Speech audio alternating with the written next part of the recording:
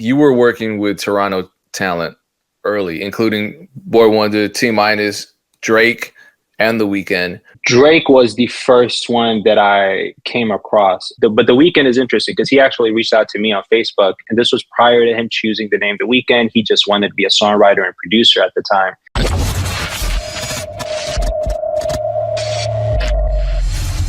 Let's be honest, you're not gonna find these videos anywhere else. Why?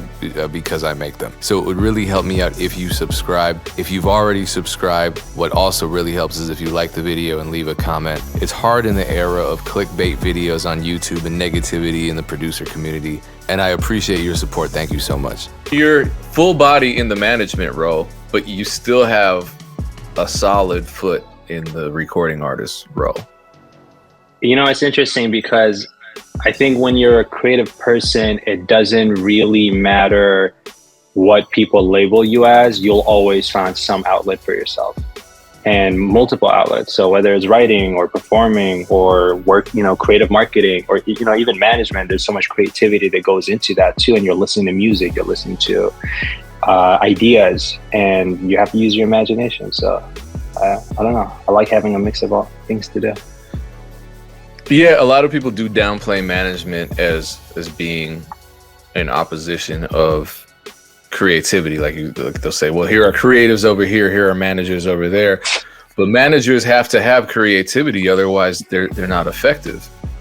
Yeah, and you got to be the custodian of someone else's art too. And if you're protecting someone's vision, it's hard to do that if you don't understand the vision.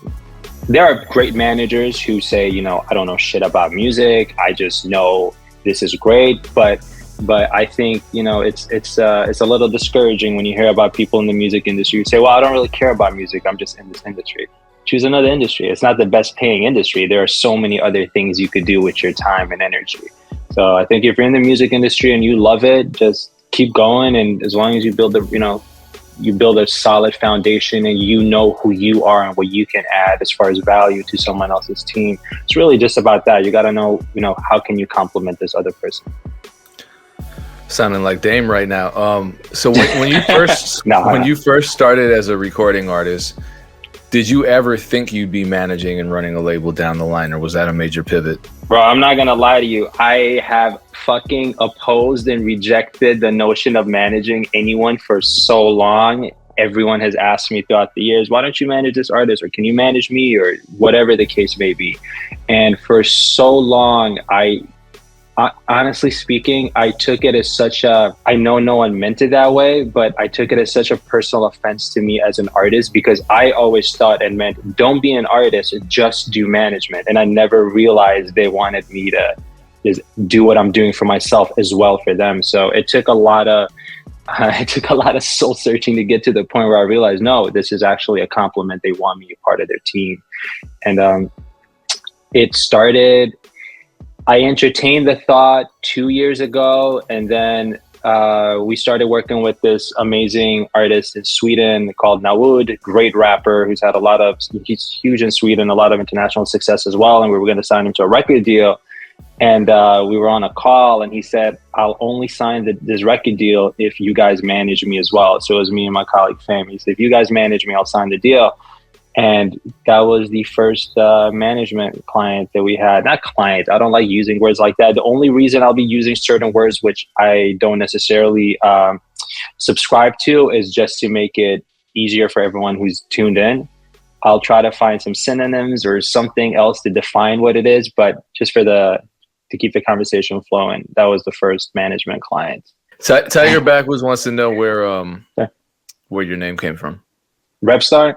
It's funny. Everyone would call me Reb because my real name is Rebin. And then I have a friend in Denmark, a graffiti artist, who spray painted Rebstar once on a wall. And I had released, I hadn't released any songs, but when you record records, when I was super young, a teenager, and we had this group chat, and I would just send my records to the homies, and I wouldn't write an artist name. I just wrote the track name. And then he said, yo, Rebstar, you on fire. And then that's where Rebstar came from. People just started calling me that. That's it. Okay, so let's stay back in time. Sure. Let's go back to, I think when we first met, so 2008. Yeah, damn, that's a while ago. Yeah, it doesn't feel like that long ago. Anyway, so that year you have a hit song in Sweden called Without You featuring Trey Songz. Pretty much at the peak of Trey Songz' popularity. Right. Not to say he didn't have a good couple of years after that, or that he's not. No, that was Still popular that was now, but for sure. that was that. You know, every artist has a run or several runs, and that was one of his runs. How did all that work? Getting a feature from an artist that big, getting clearance from their label because he's signed. It just sounds like a lot. So I'm gonna tell you a funny story. So let me answer your first question. Yeah. So Without You, T-Minus actually produced that record. Shout out to T-Minus. It's a funny story because once I answer this question, there are follow-up questions. But the answer to that question is I actually got introduced to Trey through Drake. And I always wanted to do a record with Trey. And I remember it's such an interesting thing to look back and just know that I followed my gut. But when we recorded the song, I think we made the song a couple months, it must have been 4 months before the record came out, maybe 5. It didn't, we didn't just knock the record out and drop it. And I remember it was right before Trey started really picking up steam. And I had 2 other featured artists that I was considering to put on the record. So it was between Trey Songz, Jay Holiday, and Bobby Valentino. And Bobby Valentino, if I'm not mistaken, I think Mrs. Officer was out at the time, and Jay Holiday had Bed. So they were both really... on paper, they made way more sense than Trey, but I just knew vocally speaking and the energy that Trey has. And I love Jay Holiday and Bobby Valentino's records as well, but I'm a really big Trey Songz fan. So I decided to think irrationally and follow my gut. And I chose to reach out to Trey, and he gravitated and we to the record, and we connected. And, it was an interesting, I actually spoke to someone about that earlier today. That song, the version that's out is so different from how the song initially sounded. The beat was very different. Trey added the bridge much later. And crazy enough, the version that's out, the song got leaked. So I was going to rewrite and re-record some of my stuff, but the song got leaked and it was everywhere. And this was when hotnewhiphop.com and all these blogs were and they had the hot and the very hot stamps. And if it's very hot, that shit is certified. And I remember it was taken off, and radio stations, program directors in Sweden called me because I had spoken to them a couple of months prior. I said, I'm about to drop this record in a few months. I'm planning everything. They have festivals. We were trying to, coordinate some stuff. And they called me and said, we can't sit on this record anymore. I know it's not officially released, but we have to play it, so you got to release it officially as a single now if you want our support. So I officially dropped the song, and I cringe when I listened. I think Trey is amazing on the record, but there's so many things I wish I could do differently. So that was probably the most important lesson I learned. Don't just do shit because everyone else. It doesn't matter. You got to work in your own pace. Follow your own pace. And but the song is nice. We've performed it, and I'm sure a lot of artists feel that way, if not all. Like listening back to songs, I probably can't think of a single song I have that I'm 100% happy with. So it is what it is. Yeah. Yeah, the beat. I remember talking to T-Minus about that at the time, about how the beat changed, and it was a whole ordeal with the beat changing. I don't remember. It was a long time ago. You're right on the money. I'm not gonna get into what happened with the beat, but basically, after the vocals were recorded and we nailed everything, T-Minus and I had a conversation about making some changes to the beat just to make it sound a little different. And he killed it. And it's crazy. I don't have the old. I'm sure I have it on a hard drive or something, but there's a Boi1da explained this interesting phenomenon to me called demoitis, which I 100% suffer from, but never really could define, where if you listen to a record or a demo long enough, it doesn't matter how much better it gets once it's mixed or, finalized, you'll still be emotionally attached to the old demo that you've been listening to over and over again. And that beat might be the only beat where I actually don't feel that way. T-Minus did such a great job when he, you know, added new stuff to it and made changes to the production that I like the new version way more than the old. So shout out to T-Minus. He's the only one. You and T-Minus are the only ones who can do that, I think. No comment, but so what was crazy is that you were working with Toronto talent early, including Boi1da, T-Minus, Drake, and The Weeknd. It's kind of it's crazy to think about. How did you start making that connection with the city of Toronto and then spotting, you know, their talent? I mean, these are stars right now. How did you spot that talent early on? Well, Drake was the first one that I came across, and he had Replacement Girl out with Trey. And I was like, this, first of all, the song was amazing. And I was like, this beat is amazing. Who the fuck produced it? And it was T-Minus and Boi1da who produced that record together. And I reached out to Drake a very long time ago on Myspace, and I wrote the longest message, and he got back to me. It was such a, he had just dropped Comeback Season by the time I emailed him or messaged him, and I heard the intro, and the whole tape was amazing. But as soon as the intro was done, I remember pausing the tape, and I was like, this guy's going to be the biggest artist in the world. It was so clear to me that this guy is amazing, and he's one of the best, if not the best, and he's going to be a superstar.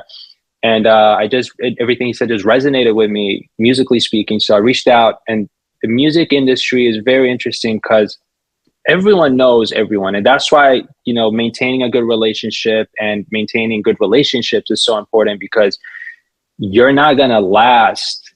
And when I say last, I'm not talking about 2-3 years. I'm talking, if you're not going to last, we're talking about, was this 08? I probably reached out to Drake 07.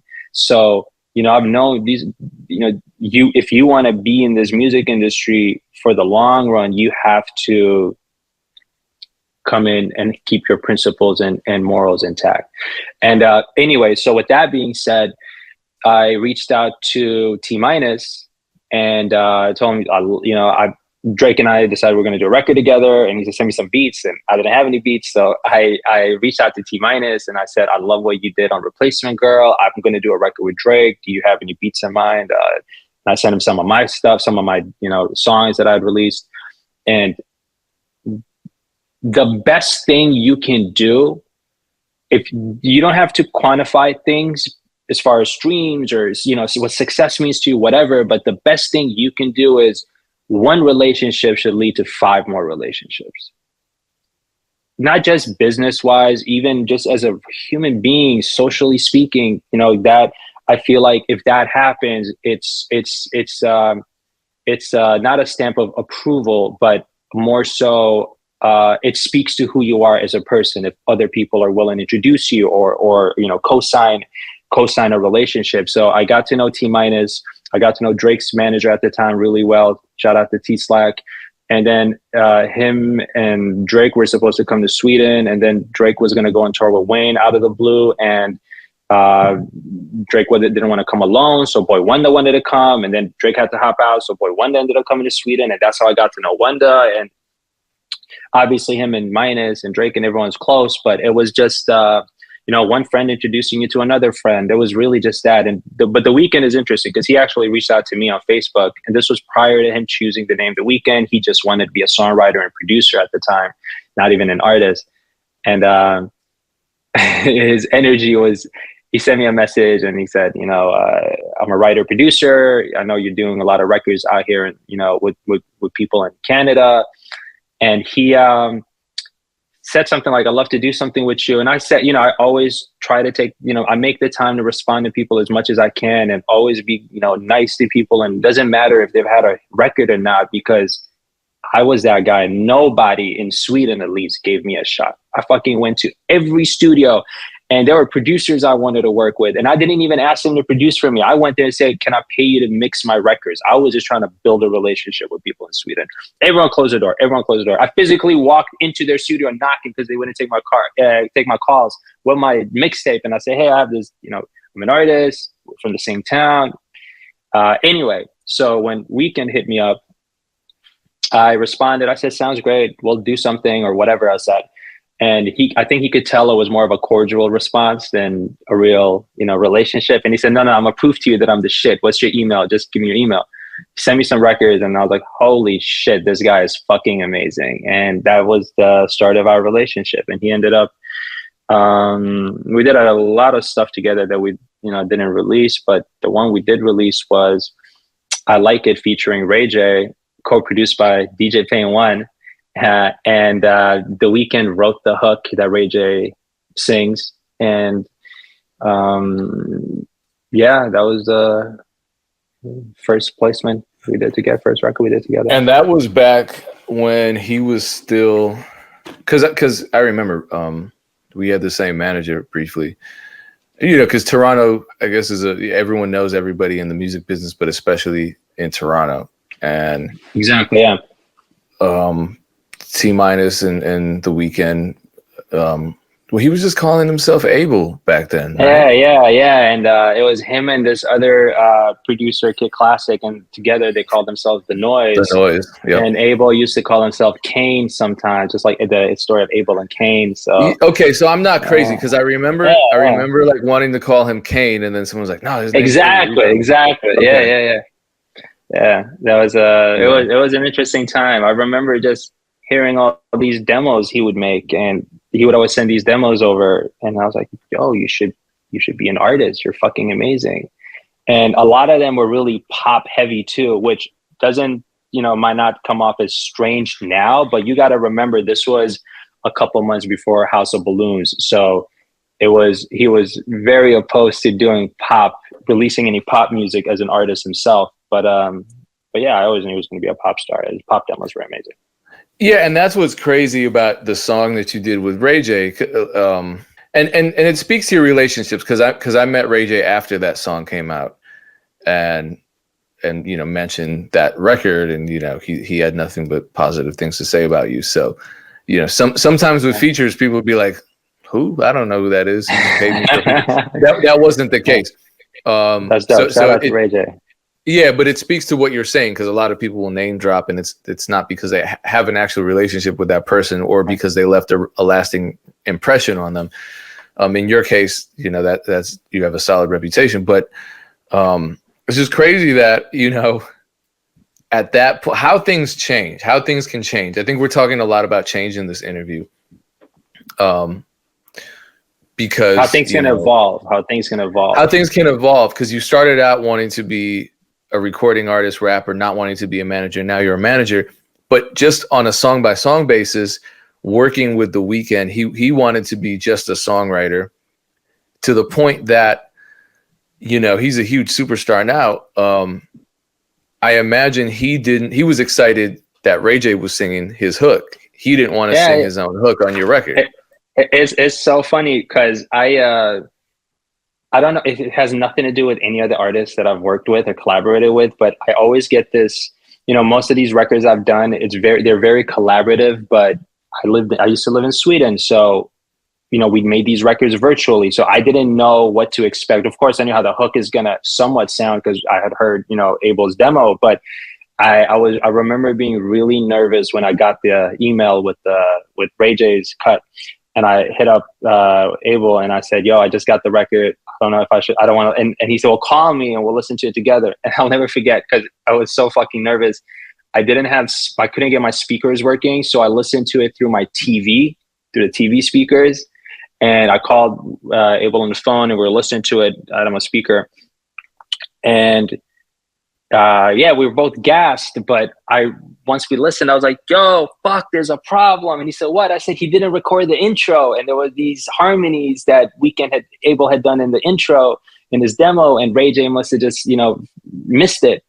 And I was like, "Fuck, what are we going to do?" Because I remember Ray J was on tour, and it was really hard to, catch a day when he was going to do it. And Abel was like, "Well, bro, it's all good. Just use my vocals. No one's going to be able to tell the difference." So if you listen to the song, it's actually Abel doing the intro and then Ray J doing the hook, but he nailed it so well. Like, Abel is such an unbelievable songwriter, and not just writing for himself, but if he ever decides to write for others again, he really knows how to put himself in their shoes. And I think that's very, very rare. He knows how to write a great record for someone else if he ever wants to. But yeah, it was a scary moment. It was yeah, you're taking me down memory lane. Of course. Oh, and then I remember, I have to add this. I have to. I saw the question. I have to. And I don't remember. It was post. I think it was post, right? Yeah. This must have been 2010, maybe. I think it was 2010. But I remember feeling like the record needed something, so we sent it over to you, and we got the DJ Payne 1 co-production, and that's when I was happy with the record. I felt like something was missing up until then. Yeah, because I want to shout out Kid Classic, because you know he was what. And here's the thing too. Kid Classic was a producer who teamed up with The Weeknd before he was The Weeknd. He was not from Toronto though, was he? He was from Europe. Actually, I do think he's from Canada. I don't remember specifically if he's from the same city, but if I'm not mistaken, I think they used to make the records that they made them in person. So I think he's from Canada. I might be wrong though. I haven't spoken to him in a long time and my memory is a little fuzzy, but yeah, I got to know, I must have gotten to know Classic. I mean, Weeknd, bro, like he's the most talented, the best artist of our time, hands down. And in addition to that, he's also such a fucking hustler. Like he made this whole rage. He's the one who reached out to me. He's the one who said, well, what should we work on? Like he was very hands-on. He wanted to come to Sweden to build. He was going to make it by any means necessary. That's, you know, which is interesting because being so talented, you could easily just feel like you could take the back seat and like, I'm gonna just, you know, rest on my skills and talents and it's gonna come to me. But no, he made every opportunity happen for himself.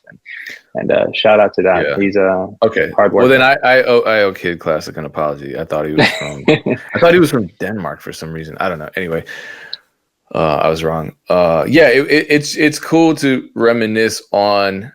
Because I think Drake was like that too. He busted his ass off. Yeah. I was more like I only talked to The Weeknd on the phone, and it was basically him just saying, "No, I'm not messing with the beats you sent." But it was, you know, I heard all the demos that they were making, and just to think, you know, you don't think of somebody like The Weeknd. Hell, you don't even think of someone like Bruno Mars at the level that they're at today, hustling and working just to get an opportunity, just to you know, sell a song to an artist that's bigger than them. You know, like The Weeknd was excited to work with Ray J, and now, you know, they're both superstars. It's just cool to think about it. It's cool to see that transition. You know what it also is though, but I can't stress it enough. Like no matter how, I'm not surprised at all that he's the biggest artist in the world today, because it's one thing to get there, but you got to maintain that shit. And that's what's hard. And you can only do that if you have to have a great team around you. You have to have a very clear vision of who you are and where you want to go. And you also have to work harder than you've ever worked before, because when you're coming up, no one gives a fuck about you. No one knows who you are. You can do whatever you want. You can take as much time off as possible and, you know, try something. If it works, it doesn't. But when you're a huge star and you have millions of people listening to you, and you have hundreds of people that you employ, and you have thousands of people that indirectly, you know, depend on you and your brand, and you're doing so many different things, you have to work really hard to maintain that, and also to maintain that level of quality, but also elevate musically. So you're working, there's so many challenges that no one can really prepare for unless you put in that work from day one. That's why there's so many, you know, great singers, pop stars that don't necessarily write their own music, or who've been, you know, like picked from a crowd and like, we're going to make you a star, and they have great moments, but how are they going to, and it's not their fault. They just never had the 10,000 hours. They haven't necessarily gone through certain things you need to go through as an up and coming artist. So you gotta, that's why, you know, when I work with an artist, and hype comes and goes. I can't stress this shit enough. Hype comes and goes, and it can be a beautiful thing if you know what to make of it. You got to capitalize on the momentum and the attention that you've caught, and you got to convert those curious people into fans. And that's what it's all about. And if hype comes too soon and too early in your career, when you don't know all of this and you haven't prepared enough and you're still figuring out who you are, especially if you're young, if you're, when I say kid, even if you're 20, 25, like you're still a kid, you're trying to figure out who you are as a person, let alone an artist or songwriter or producer. So there are so many things to take into account. And that's why when I see all these people that come up and they have a hot record or two, three if they're lucky, and then if they disappear, it's not necessarily their fault. People also always want they want to hear the next hot thing, or there's always a new favorite artist, and people love falling in love for the first time is the best feeling ever. So the first record, if it goes well, don't get comfortable, because the sophomore is the one that's going to be tough. So second song or second album, second whatever, once people have gotten to know you and they've, that part of the excitement is gone, what's chapter 2? And that's what's so fucking, just to go back real quick, that's what I loved about what the Weeknd did too. I remember House of Balloons, and then it was Thursday, and then it was Echoes of Silence. Like he said, I'm gonna do the trilogy as like the Star Wars of music. Like there was a clear plan. Like I'm not giving you just one project. I'm gonna give you 3 projects in 1 year. So by the time people have fallen in love with House of Balloons and they're expecting something similar, like no, like he already had a vision for all 3 projects, if not maybe 10, ahead. But he put 3 projects out at in a very short time span, and he was grinding like rappers, do. Singers usually don't do that. And I think that's what also made him stand out. Same thing with Trey Songz. He put out like 4 mixtapes. Like which singers, R&B singers, put out mixtapes? He would just remix every record and kill that shit. He would kill that shit. From MIA to like anyone you can imagine, to Dr. Dre. I remember him and Drake that they remixed Still Dre. Like you just gotta doesn't matter how big you are, don't get comfortable and don't be afraid to try things. If it works, fail fast, fail cheap. Just you're gonna fail regardless. Just do it. I remember Payne. And then I'm gonna let you get into whatever you want to say. But I remember there was a moment where I didn't feel comfortable releasing music for maybe a year or some change, and I would always record records and I would send them to you, but I didn't want to release them because I felt like, well, what if this record doesn't end up? I felt like every record success-wise needed to top the previous record. Not even musically speaking. I was so insecure about maintaining success that I felt like, well, this song might not end up being bigger than the previous one. And I remember you're the one who told me, no, people, fans, whoever, they want to follow your journey and they want to be a part of your growth and evolution and as an artist. And there was this one record that you produced called Standby in Dubai or something we did. That was a record I liked it, but it was just me rapping for like 4 minutes straight, no hook, no nothing. And I don't think it got that many. It was just, I just put it up on SoundCloud. I didn't put it up on Spotify. I got, I don't know, 20,000 streams, whatever. It wasn't that big as opposed to my, previous records. But that song is the reason I got to know like one of the artists that I ended up signing, because he had heard all my music, but that's the song that was like, yo, I fuck with Rebstar heavy. I got to meet him. So you never know what's going to lead to what. Like Coldplay has this on YouTube. There's some radio station, I think in South America, where Coldplay did an acoustic performance of The Scientist at a radio station. That version is the reason I'm the biggest Coldplay fan ever. I at least me personally speaking, like Doug's Mansion, the acoustic, not even the one featuring Nas, like there are Pac's record, that's the one, like you never know which song is going to end up being the fan favorite for someone. So if you have a record you love, doesn't matter if it's a hit record or not. If it's a great record, it's a great record. Numbers don't change how great a song is. It might change it to A&Rs, but not to people who matter. Not to people who matter. I like seeing all the networking going on in the chat. Dantana did have a question, and it relates to, because Oh, you my said two bad, things. bro. I just saw the comments. I was looking at private chat, so I hadn't seen any of these. Oh, well, Okay, okay, I'm okay, uploading them on the screen, but okay. he asked, uh, and this has to do with you talking about taking breaks, both for yourself and for people who were, just starting out. He says he took a break to take care of his parents, and now he wants to get into making beats. Do you have advice for him? Yeah, just start doing it. It doesn't. The beautiful thing, which I think the advantage that producers and songwriters have, as opposed to recording artists, is that sure, you might want to. There are producers that are very ambitious and songwriters that want to establish, build a brand and all of that. But if the music is hot, the music is hot. If it's great, it's great. You don't have to worry if you've taken a break. It's all good. Just release music. Yeah, I'm seeing what's up. I'm reading all the comments now. You got but just release just and then of course it all depends on what type of producer you're in. We can get into specifically a lot of different routes you can take, but the first step is just start producing, and then depending on what type of producer you are, you could I have a lot of ideas and a lot of theories on what I think producers should do. If you want to jump into that, I don't know where we are in the conversation. It's up to you. We can talk about whatever. So here's the thing: you are coming back with Wizard in a couple weeks.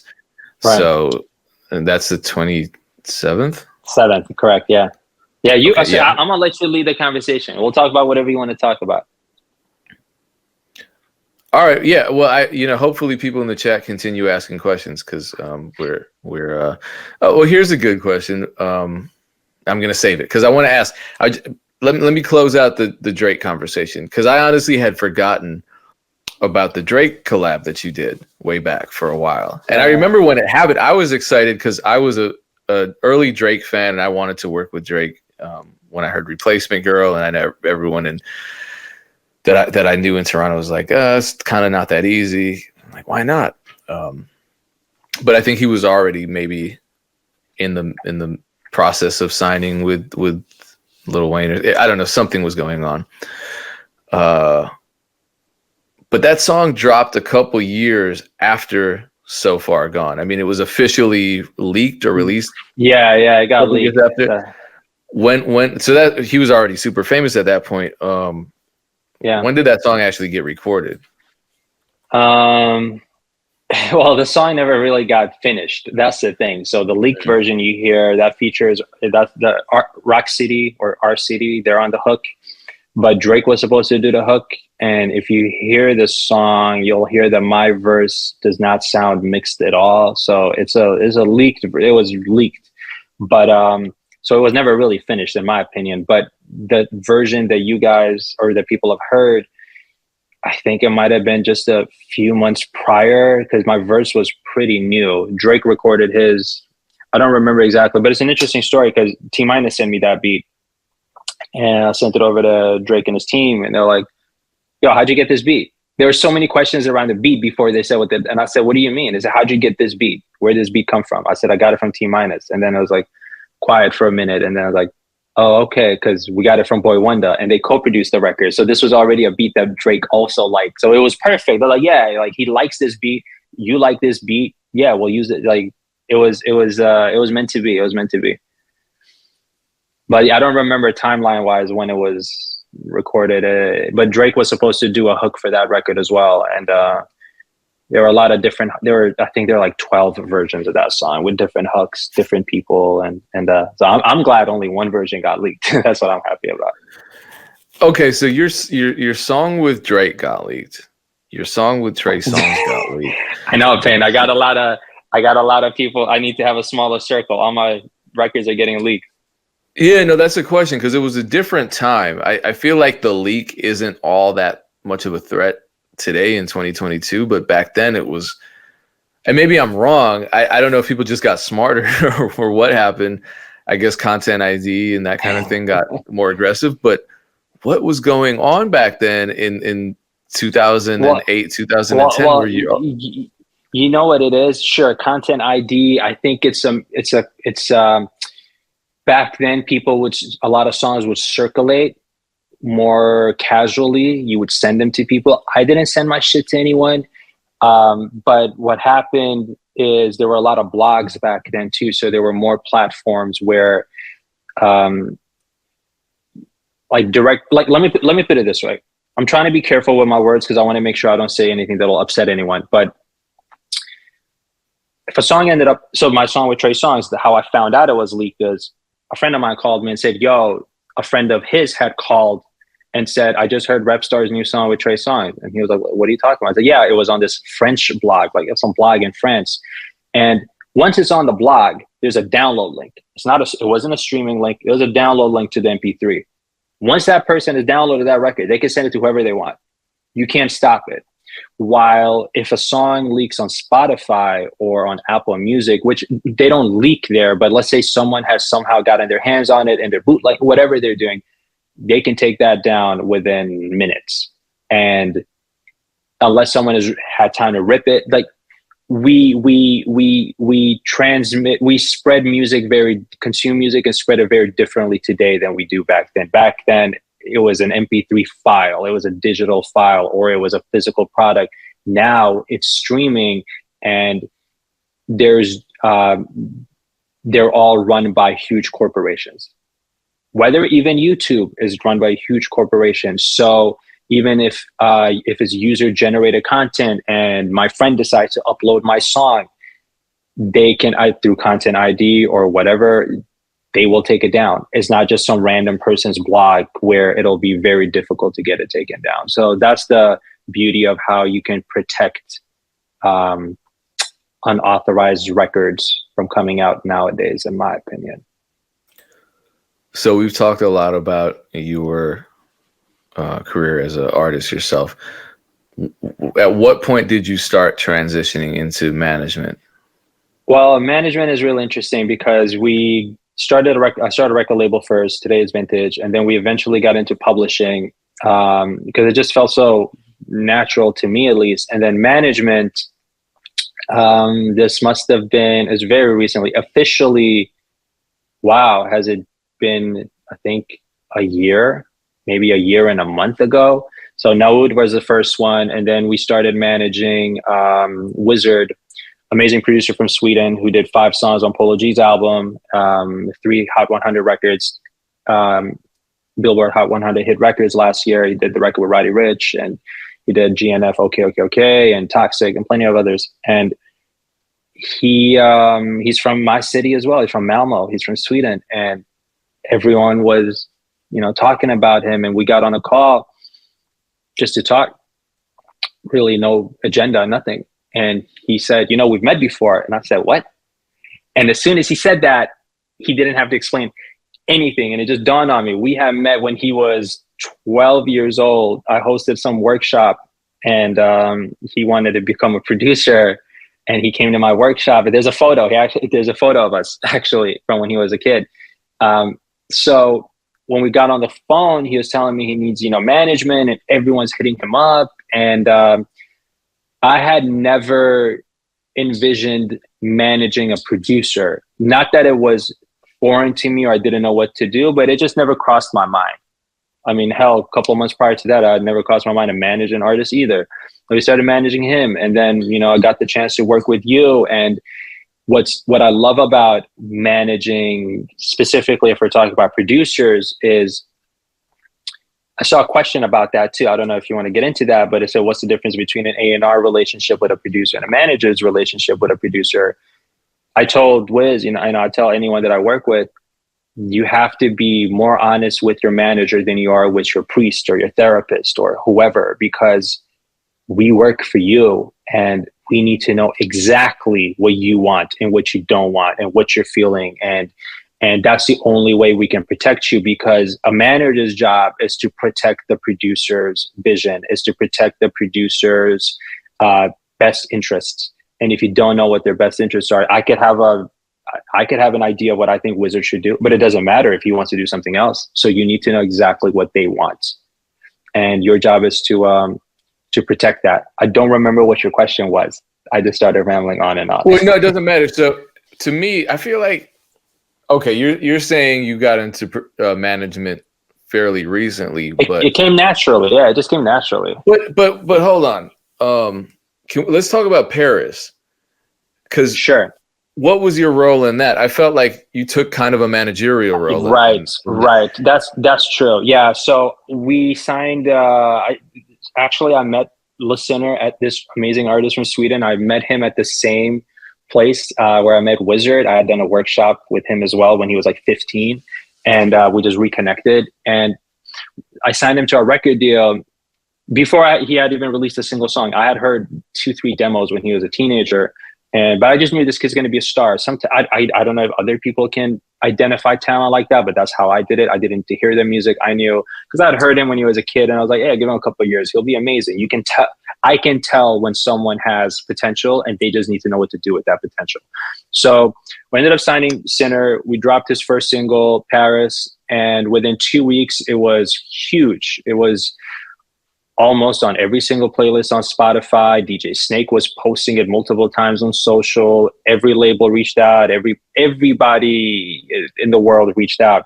And he was 19 years old. It was his first song. And I had to unofficially, I didn't realize it at the time, but I just started managing him because there were just so many things going on and he needed someone to do it. So we never had a conversation. Yeah. Big record. And we didn't, we never had we didn't have a conversation about management until I think the song came out January, and it was December when we were in Spain on a trip.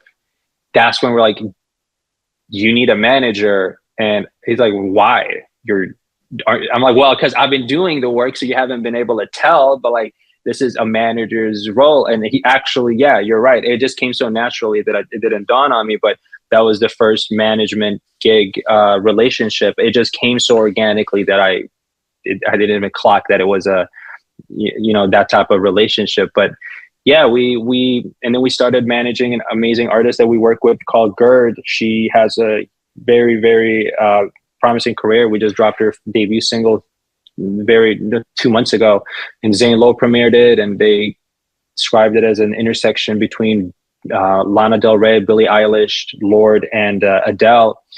And then she performed 1 month after she dropped her first single. She performed for 16,000 people at the Avicii Arena in Stockholm, and millions of people that watched it on TV. And then she went to Washington D.C. and performed at the Nobel ceremony. And every major label and publisher wants to sign her. And we started managing, even though that wasn't what we initially did. It was a record deal and that also turned into a publishing deal eventually. She, things took off so fast. She needed a manager, and we had a conversation, and she wanted us to manage her. So at today's vintage, at least, we have a very holistic approach to things. You could end up just signing a record deal. You could end up just signing a publishing deal. Wizard is just a management deal, working with certain people. It all varies, but it's an ecosystem, and we have a great team. So you find whatever holes you need to, whatever voids that need to be filled. And if I'm the right person for the job, then I'd be more than happy to do it. But you got to be very mindful of that too, because these are people's lives, not just their careers. So if you're an artist, it's not just a career. This shit is your life, because there are other things you could do if you just wanted a career. You're an artist. You don't, people say, I work at Ernst & Young or I cook food for a living, but you are an artist. It's just who you are. It's a part of your DNA. So I take that shit very seriously, very seriously. But managing producers, I like it a lot.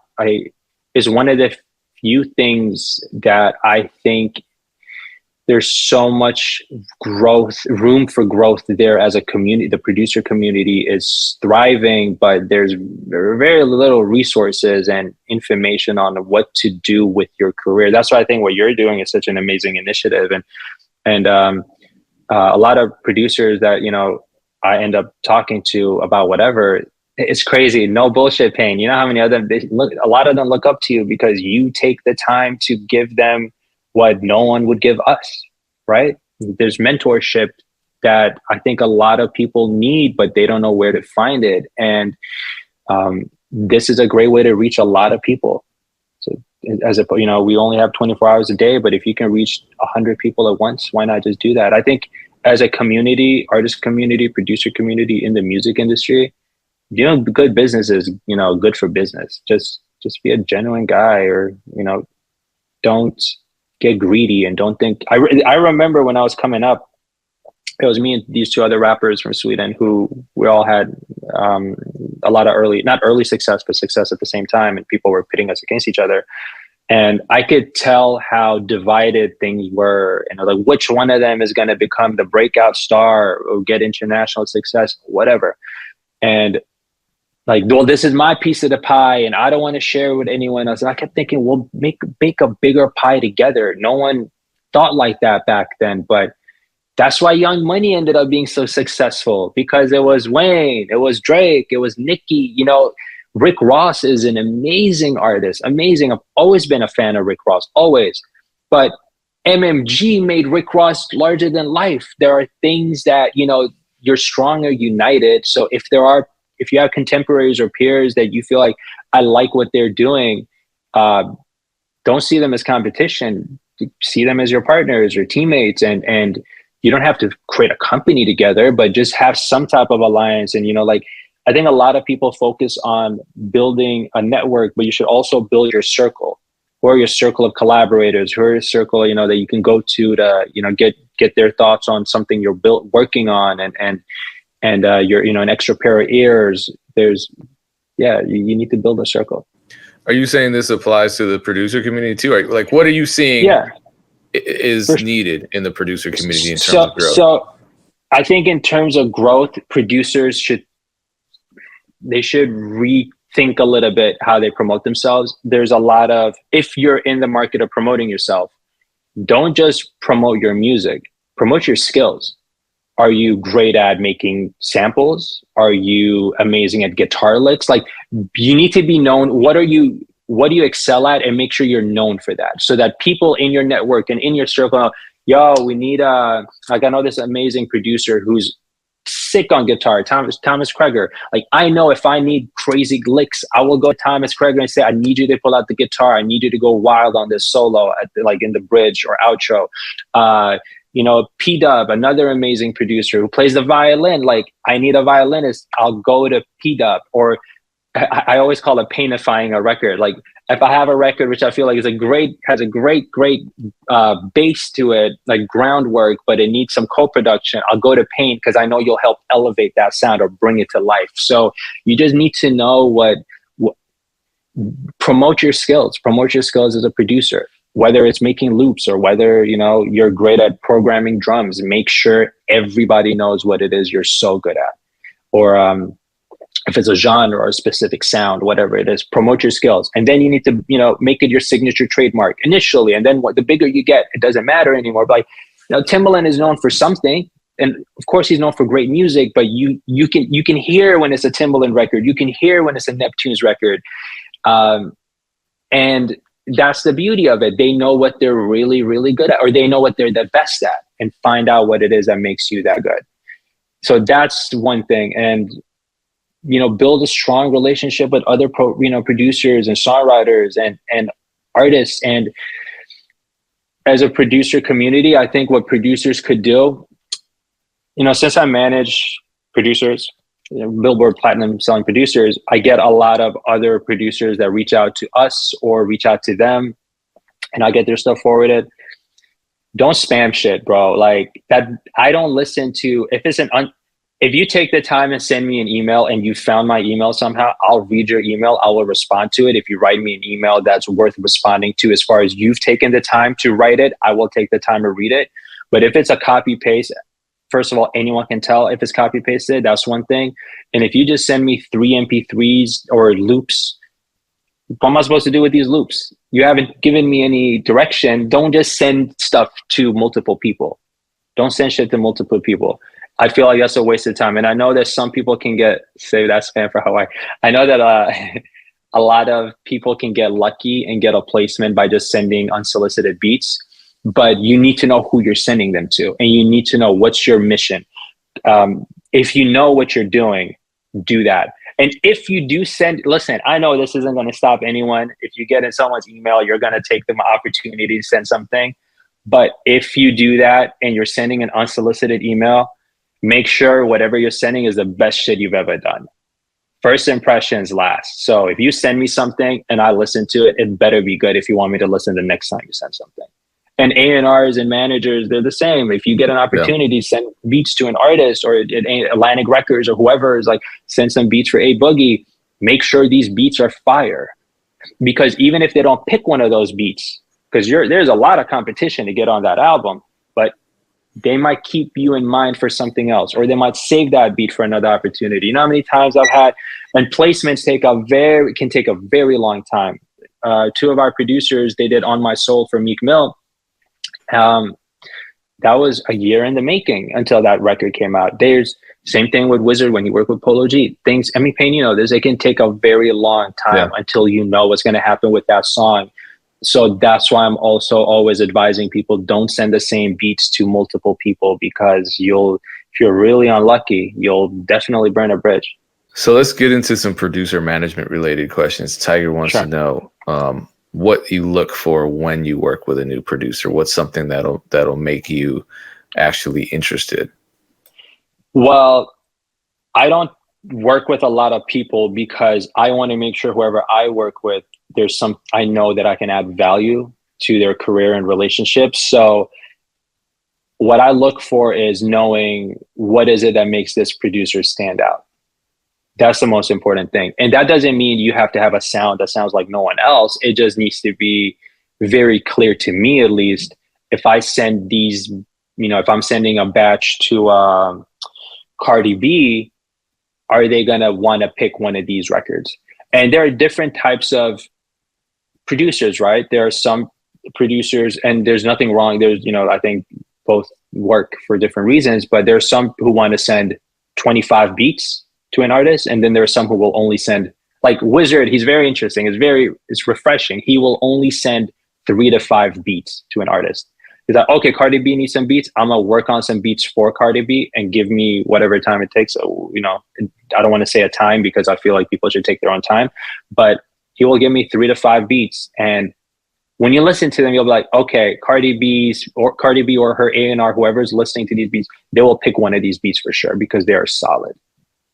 And then there are other producers who might send 20 beats and, they're great, but you're not sure if you're lucky, you might get one. But with Wiz, I know for sure we'll get a placement because he'll take quality over quantity.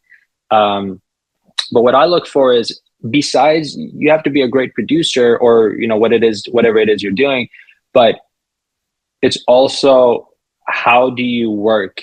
What's your work ethic? What's your mentality? Like these conversations are more important to me than who do you want to produce for?